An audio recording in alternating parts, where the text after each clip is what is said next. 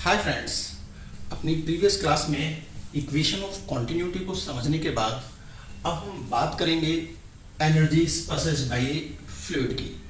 अब इसकी क्यों जरूरत पड़ेगी हमें जाना है बर्नौलीज थ्योरम पे।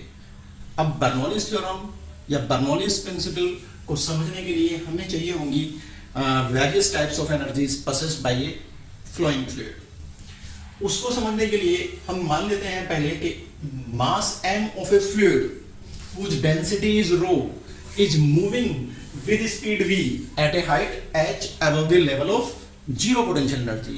तो किसी भी लेवल को तुम level of zero potential energy मान सकते हो और उस level of zero potential energy से h हाइट पे m मास ऑफ फ्लूइड जिसकी डेंसिटी रो है मूव कर रहा है विद स्पीड v।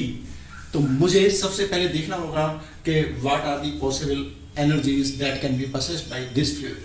सबसे पहले अगर मैं बात करूं kinetic energy possessed by fluid की, तो काइनेटिक एनर्जी हमें पता है mass into speed square divided by 2। तो इसका मतलब kinetic energy possessed by liquid हो जाएगी हाफ एम वी स्क्वायर। इसमें कोई परेशानी नहीं। लेकिन अगर मैं इसको काइनेटिक एनर्जी पर यूनिट मास की फॉर्म में लिख दूं, तो kinetic energy per unit mass, तो यानी kinetic energy of one mass. तो मास वन बनाने के लिए क्या करूं, इस काइनेटिक एनर्जी को मास से डिवाइड कर दूं। तो it means kinetic energy per unit mass हो जाएगी half m v square upon m. तो this means half v square. तो इसका मतलब जब कहीं हमें हाफ वी स्क्वायर जैसा कुछ मिले तो हम समझ लेंगे कि it is the kinetic energy per unit mass of the fluid. इसी तरह से kinetic energy per unit volume of fluid देखूं तो ये हो जाएगी half m v square divided by volume and mass upon volume is what, density. तो it means ये हो जाएगी हाफ रो वी स्क्वायर। तो half rho v square kinetic energy per unit volume of fluid, half v square kinetic energy per unit mass of fluid. इसी तरह से अगर हमें चाहिए potential energy possessed by this fluid, तो potential energy हमें पता है भाई m g h, mass m है, हाइट h है, तो multiplied by g that will give us potential energy possessed by fluid. अब फ्लूइड की पोटेंशियल एनर्जी तो हमारे पास आ गई, लेकिन अगर मुझे चाहिए potential energy per unit mass, तो मुझे क्या करना पड़ेगा, इस पोटेंशियल एनर्जी को मास से डिवाइड करना पड़ेगा। तो इसका मतलब m g h upon m यानी जी एच। तो यानी GH को देख के समझ जाना है कि it is the potential energy of fluid per unit of its mass. Next आती है potential energy per unit volume. तो पोटेंशियल एनर्जी हमारे पास mgh और इसको डिवाइड कर दें वॉल्यूम से m अपॉन v, फिर से डेंसिटी, तो रो gh। तो रो gh मतलब potential energy per unit volume. अब इन दोनों तरह की एनर्जीज के अलावा फ्लूइड के पास एक और एनर्जी हो सकती है, that is called pressure energy. फिर बात आती है कि वो pressure energy of the fluid क्या है। Pressure energy of the fluid is the work done on fluid against the fluid pressure. अगर हम किसी फ्लूइड को फ्लूइड प्रेशर के अगेंस्ट में पुश करने के लिए कोई काम करेंगे तो वो काम स्टोर हो जाएगा in the fluid in the form of pressure energy. तो it means pressure energy is the work done on fluid in pushing it against the fluid pressure. अब उसके लिए हम मान लेते हैं कि हमारे पास एक कंटेनर है और इस कंटेनर में लोअर एंड पे ओपनिंग है और उस ओपनिंग में लगा हुआ है एक पिस्टन। अब ये पिस्टन मूवेबल पिस्टन है। मान लो ये रहा पिस्टन, ये हो गई पिस्टन रॉड, और यहां इस पिस्टन का एरिया ऑफ क्रॉस सेक्शन मैं ले लेता हूं A, और इसके अंदर फ्लूइड है up to a height h above the level of piston। अब level of piston means from the centre of piston. तो सेंटर ऑफ पिस्टन से h हाइट तक भरा हुआ है फ्लूइड। अगर मैं इस फ्लूइड की डेंसिटी रो लूं, तो ये फ्लूइड इस पिस्टन के ऊपर एक प्रेशर P लगाएगा यहां, और ये प्रेशर P क्या होगा, h रो g। तो pressure due to fluid on piston P is equal to H rho G। अब क्या होगा, ये प्रेशर इस पिस्टन के ऊपर फोर्स लगाएगा बाहर की तरफ।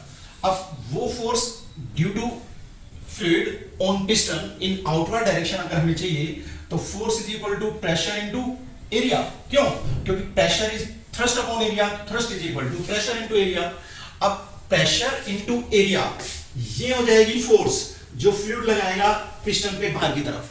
अगर इस फ्लूइड प्रेशर के अगेंस्ट में मुझे फ्लूइड को अंदर पुश करना है इस वेसल के, तो मुझे इतनी ही फोर्स F लगानी पड़ेगी पिस्टन पे अंदर की तरफ। अगर मैं फोर्स F लगा के, क्योंकि मिनिमम फोर्स कितनी, जितनी अपोजिंग फोर्स लग रही है, तो मिनिमम फोर्स से वर्क होगा ऐसे कि पिस्टन चलेगा विद कांस्टेंट स्पीड, और कांस्टेंट स्पीड से चलेगा तो चल के मान लो ये आ जाता है इस नई पोजीशन पे, जिसके लिए डिस्प्लेसमेंट ऑफ पिस्टन हो जाता है dx।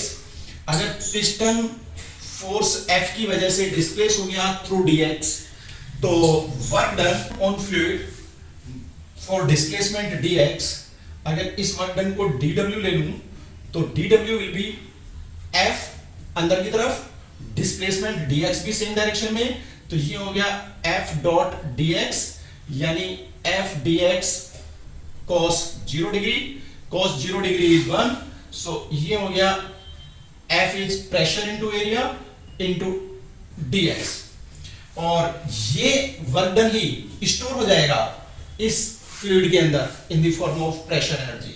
So pressure energy stored in fluid हो गया PA dx। अब अगर हम बात करें कि यहां ADX क्या है, तो ADX area of cross section into dx, volume of fluid pushed into the vessel, और इसको मान लेते हैं हम dV, then pressure energy of fluid pushed is equal to PA dx, यानी P dV, pressure into volume of fluid pushed into the vessel. अब अगर मुझे चाहिए pressure energy per unit volume of fluid,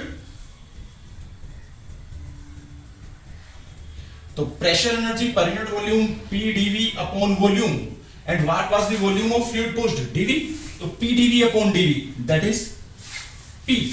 तो pressure energy per unit volume of fluid will be equal to the magnitude of pressure.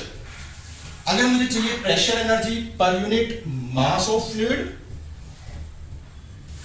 तो वो हो जाएगा P dV